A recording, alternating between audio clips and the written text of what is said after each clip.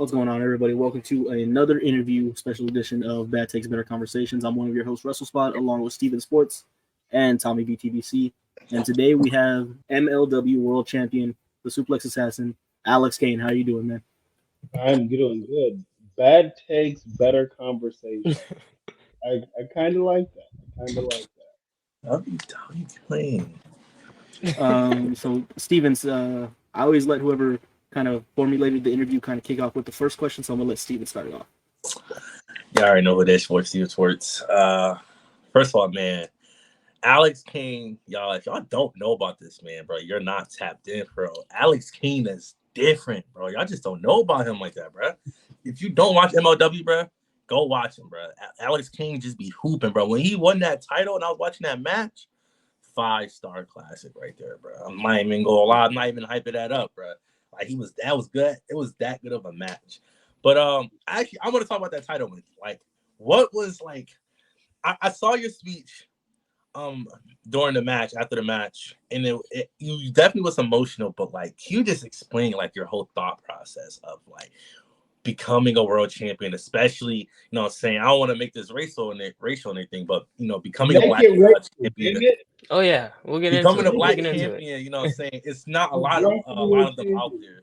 So like, how did that feel, you know what I'm saying, during that moment? Oh man, it was definitely a magical moment. Once I got past like being tired, after laying there for a second, it was definitely a magical moment. Like it's special.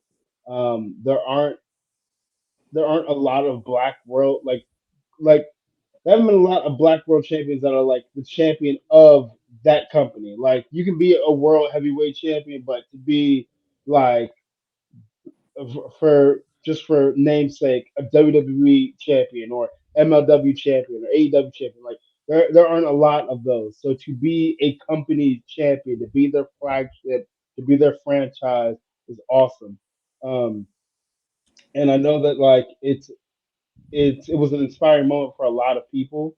And that's probably the most important part about it for me is that it's going to inspire countless other little black boys and girls or whatever to know that they can achieve their dreams if they just put in that work, and they know the right people, but if they put in the right work. Okay, and it was kind of a part two to this question. How do you like when you since you're champion, how do you like look at yourself as champion? Like when you see guys like Bianca, Kofi, and all of that, like, do you look up to those guys when they were champions, especially during the Kofi Mania run, where that was a really big moment in wrestling? How did you like? Do you look up to those guys, like especially like when you won titles and you're going on your title reign like that? Do you like look at Kofi and be like, man, I want to just be just like that guy. I want to be on top of the world, you know, because Kofi was definitely the main guy for a while. Like, do you look up to champions like that, like Bianca, Kofi, and people like that? Um, I look up to them just because like they're kind of like elders of mine in wrestling. Like I don't know any of them personally, but like they're definitely like people to look up to. But as far as just like the kind of champion that I want to be, the champion that I look up to is Roman Reigns. Um, I enjoy his work. I enjoy how he's moved the needle, like really moved the needle, and not just like not because it was a shirt. And just the way he's really like changed the industry and changed the game in WWE. And well, changed the industry period. But that's as far as like world champion. That's who I look up Okay, that's you can go ahead, Tommy or Darren. So, my question, I kind of want to go back a little bit. Was there a certain like moment, or were you just always a wrestling fan, or like that made you want to become a wrestler? to. I'm trying to think. There was I guess the moment I became a wrestling fan is the moment I saw Stone Cold's Demolition. It was a VHS tape. I think I can't remember it. What I guess like word for word or whatever, or like exactly what the contents of it was, but I do remember like I think it was a first blood match. I think it was Kane. I think it was Kane and Steve Austin at like King of the Ring. I think. So that like it was really the build up to that. Or was it under? Well, no, was it Steve Austin and Undertaker? It might have been that. 'Cause I remember Kane coming out with fucking flames and shit. So it might have been Steve Austin and Taker or whatever, and then Kane comes out for the interference. But that was like the moment I became a wrestling fan. Just watching that, I didn't know like the guy that told it to me, explained to me who Steve Austin was. You know, he used to whoop his boss's ass, and he was just a fucking rebel. Um, and I thought that was dope. So I think watching that was the moment that I became a wrestling Gotcha. And then kind of fast forwarding a little bit, did you do the wrestling school route or? fan. Yeah. So I went to the WWA 4 in Atlanta, Georgia. Head trainer AR Fox, current AEW star. Nice. So yeah, I started training in 2018. What was that first day like in the wrestling school? Uh, my first day, my first day really wasn't like me training so much. It was more of because like I was able to get in there and do like a like try it out or whatever day.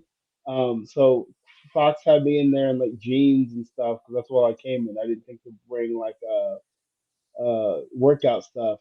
But he had me in there doing like rolls and stuff. The rolls weren't super hard. It kind of reminded me of amateur wrestling. Um, my days doing that. So that wasn't too bad. But when I started actually like training, bumps were definitely the hardest thing on the planet to get like my mind around because it's such an unnatural motion. Like who's throwing themselves like getting tossed to the mat is one thing. Throwing yourself back at the mat is a completely different one. So that was probably the thing that it was hardest to like really understand and really get down. That's funny. That's funny. I wanna kind of hit on since you are the world champion, you are MLW's world champion. What do you kind of plan on? I guess kind of doing with the belt. Like, how do you want your reign to kind of go? Do you want to take that belt, see if you can defend it at another promotion? Like, what do you want to see this reign go? I would love to be able to defend it at other promotions, like not even just like a WXW or another major promotion, but like I would love to be able to defend it on the independent. I still haven't gotten the okay to do that yet, but that's what I would like to do. I feel like because like not everybody watches MLW, and like to be able to go and to really be a world champion, especially here in the states, to be able to just defend it at all at a bunch of different independent companies, I think would grow the name of MLW a little bit more and get people interested. Like, oh, this guy was awesome. I love this guy's performance. Let me check out MLW. Like, that's how I see it. I also want to have the longest reign, so people quit talking about Hammerstone's reign of 619 days, or no, 600 and something days. Tired of hearing about it. So I would like to crush that and Fatu's record because it was Fatu had like 819 or something like that. Um, uh, and then I just want to have like some dope title defenses and some banger matches. Now, I don't know if this is too early for me to ask, but the names you just named, Fatu, Hammerstone, with those reigns that they just I mean, how does it feel? You're the next name. You're Alex Kane. You're in there now. Like, how does that make you feel? Those are some That powerful names you just said. Man, it's pretty dope. Like, I mean, even though like I always give people shit when it comes to the mention the Hammerstone reign, like it is dope to dethrone somebody has had championships in MLW for so long. It's definitely cool. And then like to be the next guy, like there's a lot of pressure involved, but like MLW has always allowed me to be myself. They've never tried to, like mold me into something that I'm not. So like it's kind of business as usual. It's just you have the added pressure of being the face of the company. So during your titling, is there anyone that you're wanting to face, like, or even get into the feud with, or are you just ready for anyone. You know what I'm saying? If someone calls you out on MLW on a random day, like, are you just ready to defend it, or do you want to, or is there someone out there that you feel like you can put on a performance with? I want to just defend it against any and everybody. Like I want to have some marquee like title defenses, with with some good story behind them. Because like even like when I was like watching Hammerstone's reign, like the like the the cool like I guess dream match type matches were like cool, but like there was no like story to them. It was just a match. So I would want all of my title defenses if I can to have some kind of story to them, because I enjoy the storytelling aspect of being a professional wrestler. And then, but one person I do absolutely want to defend this championship against is Shingo Takagi.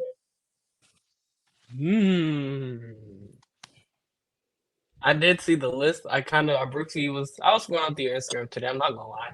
I was No, going you through your should. Instagram. You should. You need people to read that list.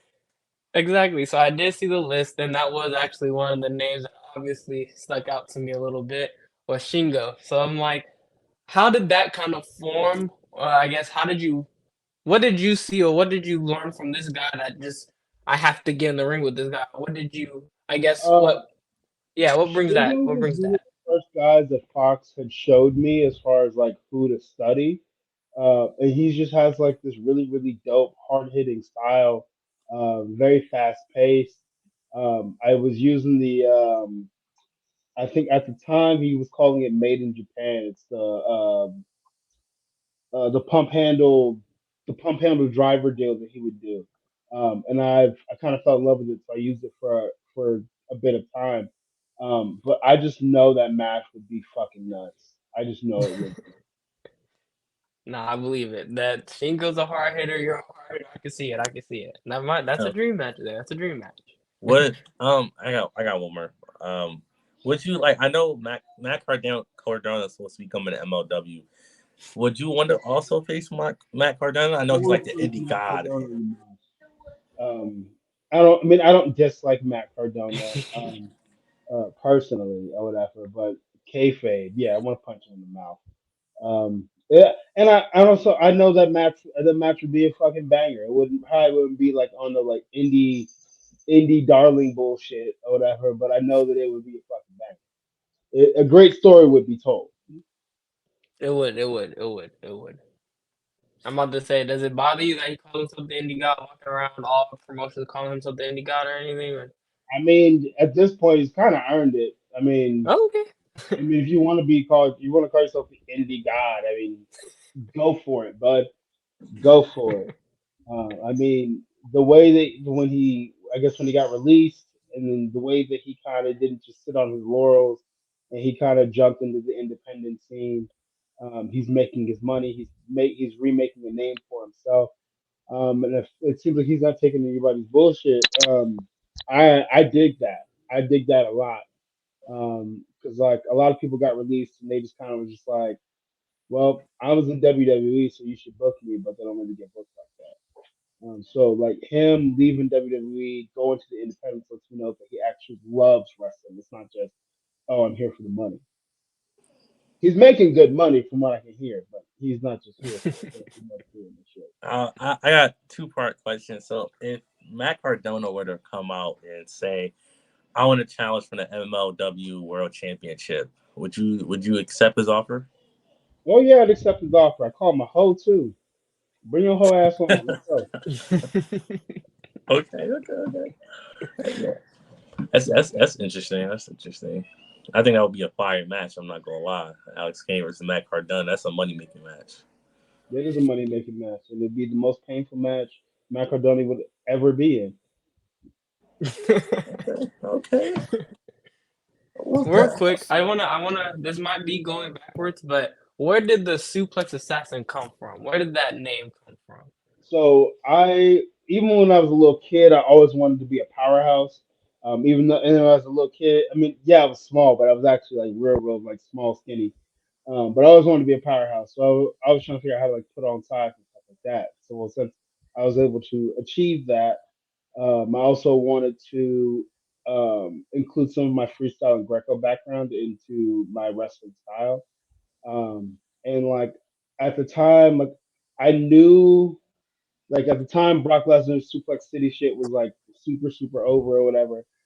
But I was like, I don't want to just like throw German suplexes all the fucking time, whatever. So like, I want to like incorporate more and different suplexes and stuff like that. And I was also trying to think of a character, which now that I think about now as time has gone on, I've learned Suplex Assassin is the character. The whole time I'm like, oh yeah, this is my character. No.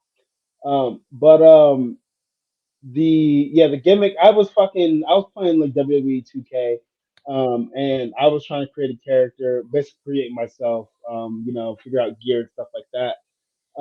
And I saw Assassin, and I was like, there was an assassin, and then I was like, I'm gonna throw suplex assassin. I did all my little Google searches and stuff like that, and there was no one else that was called the Suplex Assassin, and I was like, I'm running with this shit. And then pretty much everybody that I told, they was like, yo, that's a dope fucking name. So yeah, it came from playing video games. That's fire, actually. No, that's actually fire. That's pretty cool. That's what's up. That's what's up. So you did mention your Greco-Roman background. So like, what is like the years that you kind of pursued that, or any accolades or anything like that? I was Greco-Roman. What was it 2014 to like 2016? Because I mean, I did a freestyle Greco camp at Life University to get on the team. Um, and it wasn't like one of those things where it was like, oh, we're inviting you to come here or whatever. It was like, I want to wrestle in college or whatever, and like, how do I like do this? So I impressed the coaching staff there. Um, my high school days were more glamorous as far as like accolades and stuff like that goes. But I mean, college was still a dope experience. Um, but no, I don't have any like crazy like awards or anything like that. I'm a decent wrestler. I got you. Better now, which is Let's say it doesn't matter. You're the MLW champion now, so it had to work out somehow. yeah. Top guy. That's a top guy. Top guy. So I always like to ask wrestlers this, like, who was like, I don't know if you answered this or not, but is there someone that like you looked up to, like when you like wanted to get into the wrestling industry, like who was like the guy that you looked at and be like, man, I hope I can be. Wait, who? Shelton Benjamin. Oh, I didn't hear you. My fault. That's an interesting one. Like the man influenced me to the point where I changed like all of my social media accounts. What was it, like Facebook? I think it was pretty much Facebook. I don't know if Instagram was out at the time. But Facebook, it was my shoot name, the gold standard, my last name. So like I would like anywhere I could put the gold standard, I was putting the gold standard. I had it on my phone. I had his theme song as my ringtone. Like I was in there like somewhere. Before every tournament, I'd play his theme song like 5 times on repeat. Like it was, yeah, we were in there. That's awesome. That's my guy. That is awesome. That is awesome. Now, I don't really. I think he is still signed to WWE. He just might be chilling. But would you want that dream match? Would you want that? That's my ultimate dream match right there, to wrestle Shelton Benjamin. And I hope it happens. It's gotta happen. It's gotta happen. Oh yeah. That gotta happen. gotta happen. Was it the oh, go ahead, WrestleSpot? I was asking him, was it the louder spots that got you hit the Shelton Benjamin? Like, was it the louder spots, or it wasn't even like his, like it was a lot of his wrestling, but it was really like the gold standard is when I really like tapped in. It was just the swagger that he had, the confidence that he had. Just the way the mean streak that he had, like those are things that drew me in. His athletic ability is fucking insane and out of this Yeah, world. But it was really like his confidence, his swagger, and his mean streak. That's what pulled me into him. that's valid. All right, go ahead, Spot. I say so. Obviously, right now you're the MLW champion, and I'm sure that's your main focus. But big, big picture, way down the line, where do you want to be? Like, is it a major company, or you want to just build up MLW? I'm not just saying this because I'm MLW World Champion. But I honestly, I just really want to. I want to be wherever they're gonna pay me the most money to do this thing, or whatever. So whether it be Japan, whether it be WWE, AEW, or shit, if I'm in the fucking Indies or whatever, but making the bag, like that's all I really care about. I just want to be a professional wrestler. Wherever that lands me is where it lands. That's valid. That's valid. Would you ever go And to whoever has Japan? a Just good to writing staff, like, because like the thing I love for MLW is like all the writing people that write like the stories and stuff like that, they give a damn. Like I've actually gotten a chance to get to know a lot of them or whatever, so they kind of get a feel for my character, how I talk, how I move, throughout the universe of MLW. So like that helps. So like whoever has like just somebody who gives it. that's valid too. That's valid. That's valid. Okay, I have one.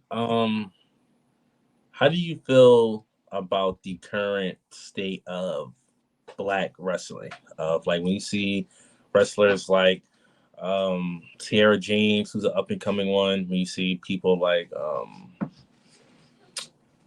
Bianca, Montez Ford, a lot of those. Like, how do you feel about the state of how pro black wrestling is growing at a rapid um, rate? You see, like even Bianca, for example, people like to consider her a top guy in WWE. Like she is one of the Top face woman. company top You said women in WWE. I mean, Um, she's not definitely not a man. but how do you feel about the state of pro black wrestling? Um, I mean I feel like it's definitely on an upward trend. I would definitely like to see more opportunities, more like actual like stories that people can really sink their teeth into. Like fucking Bobby Lashley bringing back what I'm going to assume is going to be the Hurt Business, or whatever. I hope that actually goes somewhere. Like we saw what WWE and Roman Reigns did with the Bloodline. Like I feel like they could have that kind.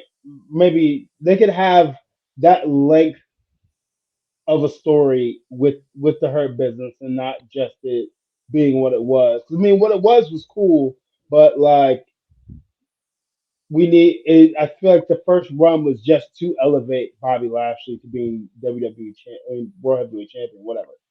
Um, but like I hope that this Hurt Business 2.0, whatever the fuck it's gonna be, is like a major story. And then also just like on the independents and stuff, like more opportunities, like that fucking Pan African World Diaspora Championship. Um, I would like to see that be defended more. I'd like to see it involved on more shows. I would like to see it. I would like to see wrestling take it more serious than they took it in its first run. I mean, yes, Trisha Dora is fucking awesome, but like she's had the title since its inception, and the fact that there hasn't been any title changes is mad weird. I agree. Actually, that is interesting. Um, it's kind of still talking about kind of the I guess the state of wrestling for black wrestlers. I guess now since you are the world champion, how would you since how would you kind of what would you kind of do to kind of say that you're helping the state of black wrestling right now? Like, would you Um, be open to obviously all those challenges, or we'll just oh yeah, we'll most see. definitely. I mean, I guess me doing my part, or I guess what I feel is my part, with the Boomerang Fight Club, is bringing in more black faces. Even though even though they may not get a contract, they may not even get to wrestle in MLW, but they're there on screen with me, and they're getting their face out there, and people know who the fuck they are. So like, that gives them a little bit of buzz. That gives them, some engagement on social media. That makes some of their fans like, holy shit, this so like Ruthless Lawless and fucking MLW, like holy shit. And then like if it does turn into something like Jay Bougie, getting that Boom tryout match on the last episode of MLW, not the last episode, the episode before that, like there's a story there. Like he was in my fight, he was in my fight camp or whatever for this amount of time, going up in some of my biggest matches leading up to becoming world champion. And now he's earned a spot to be in the Boomerang Fight Club. So I that's what I want for the black talent that comes to the ring with me. That's the kind of story that I want to tell for all of them. Like, hey, like yeah, they came to the ring with me. You saw them in the fight team, you saw them in the fight club, saw them in the fight train, and then now so and so later, they get a tryout match or whatever. Like, there's a story to be told there. I'm also trying to bring it to the independents, so maybe I can have like different chapters of the Boomerang Fight Club in different parts of the country. So I think that could be dope story to tell as well. I Shout was out, gonna man. say, I was gonna ask, would you want to see your Fight Club kind of expand? But you kind of did That's just what I answer want. that I one. want to expand, bro. I don't want to expand like the NWO expanded, to where like Mhm. NWO everything. But I do definitely want to expand it in a controlled manner. I gotcha. Say so you wrestled many places. Where has been like your favorite area of the U.S. that you've wrestled so far? Um,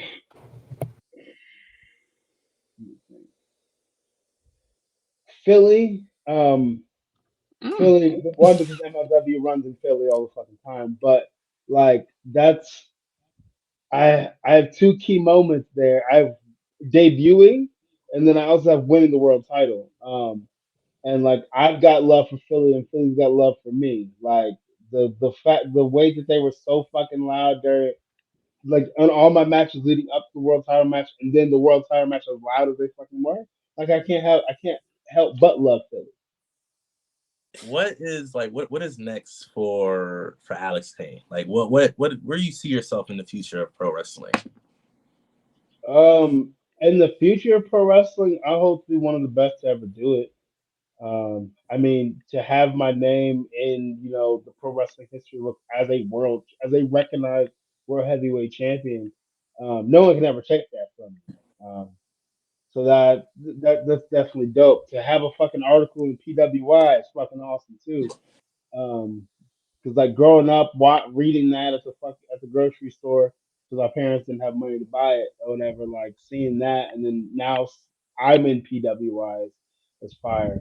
My own page in PWI because I was ranked last year. Hopefully, I'm ranked pretty high this year. But as far as like, I just I just hope to move the needle in some way, shape, or form, and to have an impact. No pun intended. Um, but yeah, I just want to be great. I just want to be great. I want to be remembered as one of the best. Okay, and I have another one because I watched some of your matches, and I wanted to know, like, when you wrestle, like, is there anyone that you try to wrestle, like your that you try to model your wrestling game under, like, or do you try to just be your own guy and try to be unique with your wrestling style? Now it's definitely me being unique to my own wrestling style. At first, I was trying to be Shelton Benjamin. I was trying to be Brock Lesnar. When I caught wind of Taz, ECW Taz, trying to be Taz. But like I guess like over time, I've taken like all of my influences and kind of mixed them together and kind of like made my own thing. So now I'm just out there having fucking fun, trying different things. You know, yeah, essentially just having a good time out there. Like even though I'm whooping somebody's ass, I'm having a good time doing it. So like yeah, I'm just trying to be the most authentic I possibly can, which is be myself. So mine's kind of different. Is and since your time in wrestling, what is like the best advice you've ever gotten? Um, Fox, when I first started wrestling, he said if you want to be good at this, you have to become obsessed with it. And by becoming obsessed with it is like I like before I started wrestling, like I was watching like everything else, sports and all that other stuff on television.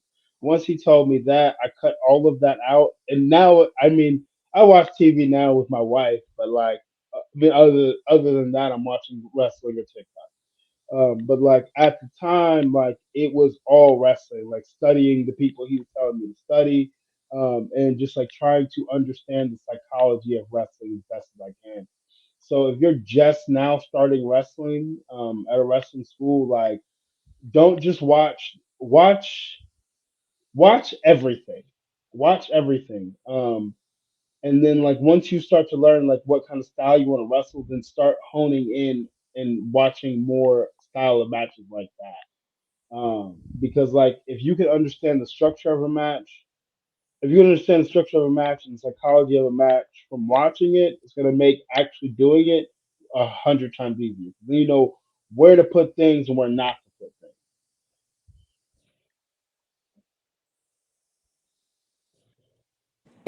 All right. So I'll go ahead. No, go ahead. Yeah, it's cool. So kind of tell you about a little project that goes on over here.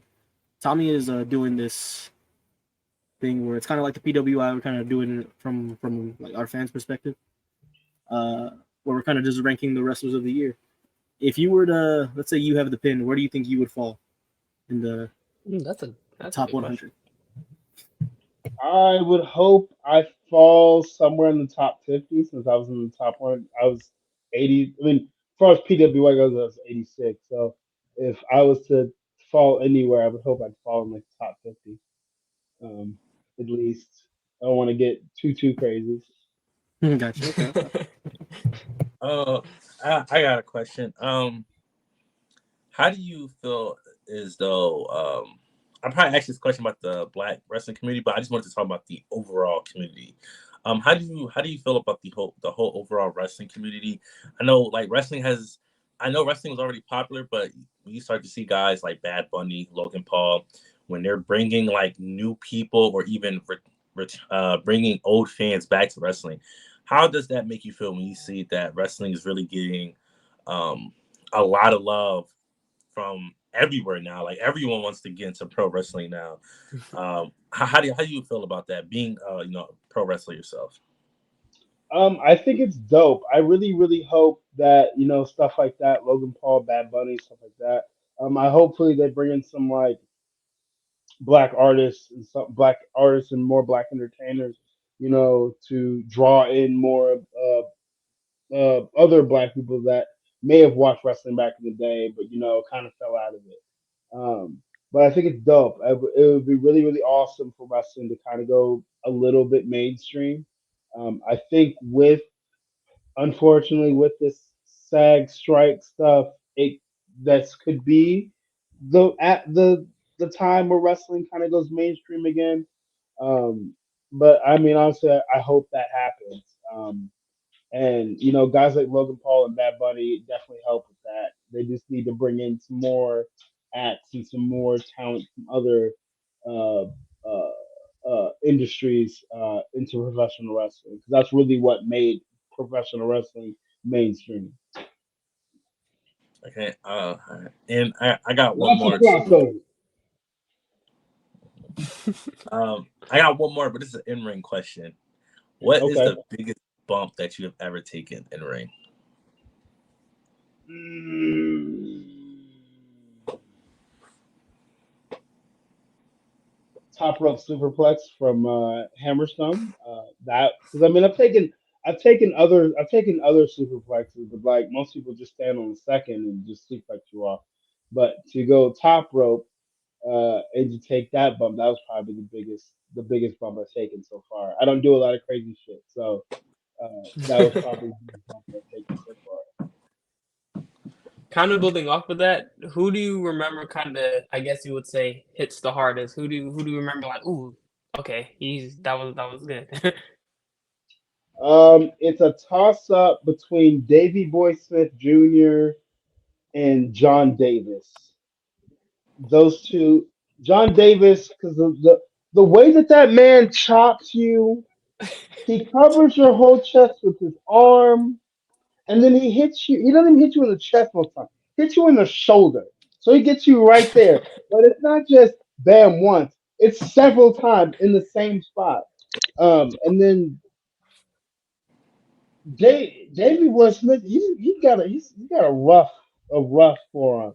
It's safe, it's snug, but it's rough. I like the in ring talk. So can you kind of walk us through and talk about maybe what your worst and best performance was in your career so far, and kind of what you kind of learned from both of those? Um, well, I don't know. In my opinion, I've had a lot of those. Other people's opinion are great. Um, I think the one that kind of sticks out to me, performance wise, is the first time I wrestled Davey Richards, uh, in the Thriller and Filler.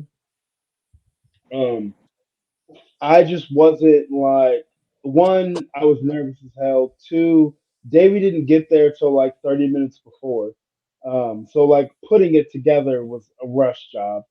Um, and then like I was so focused on like I gotta impress Davey Richards because it's Davey Richards. Wrong. Also, wrestlers, if you're listening to this right now, um, never go into a match like that. You don't need to impress no fucking body or whatever. Worry about impressing nobody. Go out there and do what you do. That'll what you do. If you pull it off well, will be impressive enough. Um, like my intensity wasn't there. The cardio was there, but the intensity was the one thing that was lacking in that match.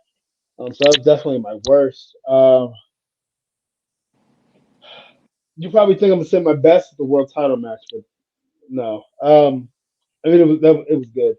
Um, I want to say my best and maybe my favorite. So there's a promotion in Georgia called Action Wrestling. Uh, I've got a few of my matches from that promotion on my YouTube. And I've been in this feud with this guy named Damian Tangra for like 6 or 7 months.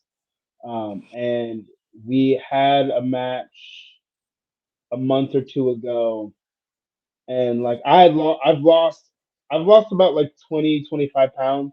Um, uh, yeah, I've lost about 20, 25 pounds. So I was like 245 when I was open weight champion.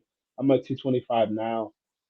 So I've really been feeling myself. But like I enjoyed that performance because I think it's one of my best because of how aggressive and how intense I was, and just just overall locked in I was. Like it felt like being out there on the mat when I was in like high school and college or whatever, beating the shit out of somebody on the mat. Just can't you can then you couldn't punch people, but like um, that was probably my best, probably my best in my hate. Probably in the edit, so probably throw the thumbnail up at some. We'll throw it up. Um, It's on his. Because we ended the. Well, I got two more. So we just did an interview with Victor Benjamin.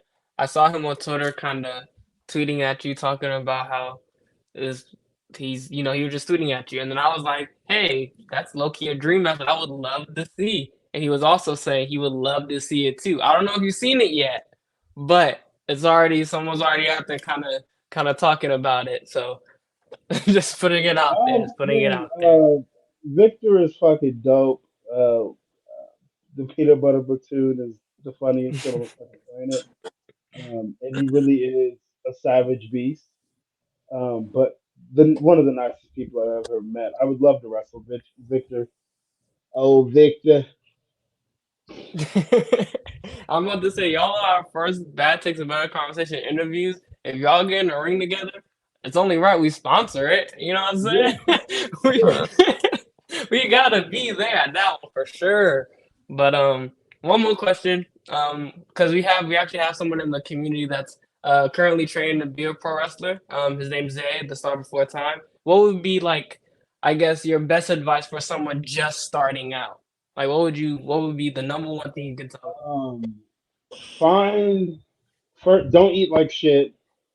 And then also like find a find a workout routine that you enjoy and do that shit. But like also like learn how to, listen to your body and like take time off when you need to take time off. Because like in ring training is just like at the gym training or whatever. If you overdo it, you're gonna end up hurting yourself. So like really like balance out the two. But definitely be in the gym lifting. You don't have to be a hammerstone or anything like that. I'm not a hammerstone. I'm still a goddamn world champion. Whatever. But like you wanna at least look. You wanna get. I can't even say you want to look like an athlete because athletes come in all different shapes and sizes. But you at least want to be strong enough to do what you want to do in the ring and what needs to be done. Oh, I have one more question. I don't know if anyone asked this, but let's say you had an opportunity to wrestle anyone. Like I'm talking about anyone from past outside of Shingo. Outside of Shingo and Shelton Benjamin. But go. That's it. No one else. No. I said outside of Shingo and Shelton Benjamin. Now you can answer your question. Outside of those two, current, past, or even up and coming wrestlers, is there anyone that you would just, if you had an opportunity to wrestle, that you would want to do that? Like you would want to get a 30-minute match in. It can be from any promotion. 30 minutes. Well, chill. Are you talking about 30? Or any time limit, but are we talking about 30 minutes? We're talking about 30 minutes curtain to curtain or 30 minutes bell to bell? Ooh, that's a good one. Curtain, because I think that's an important part. Yeah, bell to bell is kind of 30 minutes. Bell to bell is tough. That's tough. I mean, I would say curtain to curtain. I guess I would say. Okay, 30 minutes curtain to curtain. I can do that. I would say I have a long ass. No, but somebody that I would have loved to have wrestled is Eddie Guerrero. Just like some of the stories that I've heard from people that knew him personally at MLW, like that man would have been a well of knowledge, like crowd control. Like I don't even think he necessarily called his matches. I think he called everything in the ring, which is yes, it's a lost art form. Is it also like super needed? No, but like knowing like where to turn things on, where to steer the boat and stuff like that. Um, that that would probably be some valuable knowledge to know. 'Cause, I mean, a lot of people do know how to do that, but like they may not be the best teachers. But I mean, to learn from Eddie Guerrero would probably be. I'll tell you who I want to see curtain day. I want to see Alex Kane versus Mike Bailey, and I want to see Alex Kane versus Takeshita. So Court Bauer, please make that happen somehow. Make it happen. You and your tight pockets, make it happen. But I guess since I have questions to close out, to someone who hasn't seen you before, who is Alex Kane and why should they pay attention? Alex Kane is a damn. Who is Alex Kane? No, I'm kidding. Alex Kane is probably one of the more authentic wrestlers that you will see, and you will experience. His theme music is dope as fuck. And he suplexes and whoops people's asses. Like, what's not to love there? What's not to love? What's not to love? Yeah, that's my description of myself. I whip people's ass, I suplex people, and I'm authentic. And my theme music is a fucking And bang. I got a banger theme, yeah. So One heavyweight champion. with all that being And I'm a said, world heavyweight there you go. champion. And I'm back. Sir, yes, Yeah, sir. love it. Yes, sir. For people. Hey man, So, put my A, man. with all that being said, please plug anything, all socials, anything you want to plug. Go ahead. Twitter, Alex_Kane11. Follow me. I'm funny. I'm funny. You should follow me. TikTok again, Alex_Kane11. I'm funny. Follow me. Follow me. Okay. Oh. Okay. Go ahead. I'm gonna let you finish. I have one more Go question. ahead. Go ahead. Are you tapped into the Wrestle Talk community? A little bit. A little.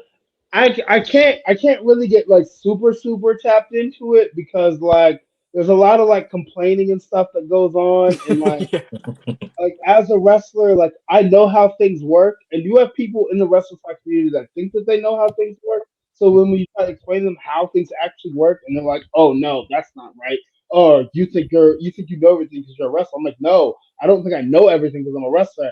I know what I'm talking about because I'm in the fucking business. Okay. I'm on television, guys. I'm on TV. I know how TV shit works.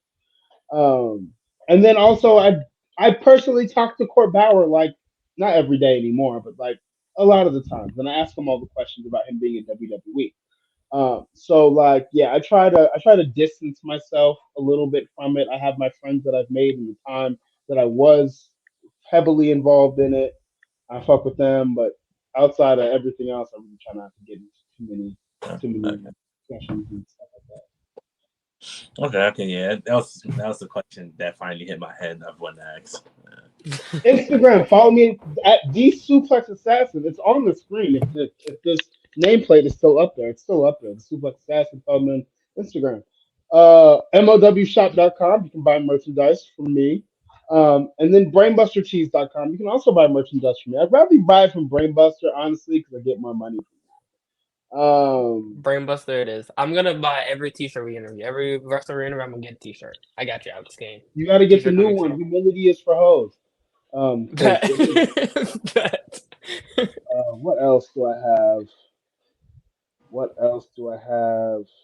For You Wear. It's a black-owned merchandise company. I also have merchandise on there, so go buy that. Um, don't follow me. Don't friend me on Facebook unless you're a booker. If you're a booker, friend me on Facebook. We can do business. But if you're somebody else that I've never met in my life, you're not gonna. If you're gonna buy merchandise, you can add me on Facebook. We can be friends.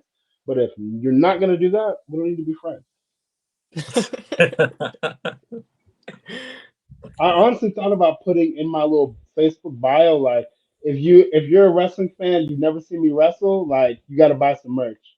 You got to buy some merch and send me like a screenshot of you that you bought it. For me to accept this friend request, but I didn't do that. For my wife. You should actually do that. I don't see the problem with My it. wife told me no, so Oh, you gotta okay. listen to Then, both. yep, I'm about to say that's it. With all that being said, buy the merch. Go follow him on all socials, and we definitely do appreciate you being the interview here. But we will see y'all next time. Peace. Peace.